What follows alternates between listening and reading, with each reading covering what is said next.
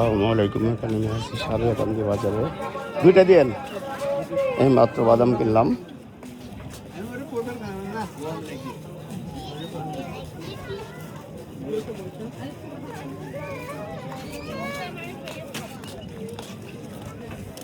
সারিয়াকান্দি ঘাটে দেখেন খেলনার উড়াইছে। এই যে সারি সারি দোকান, অসংখ্য মানুষের আনাগোনা। এখানে ঈদ আসলে মনে হয় যে একটা মেলা হয়ে বসেছে।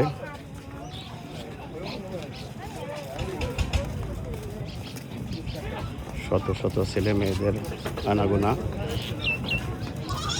আচার, অনেক ধরনের আচার আছে, খেলনা দোলনা।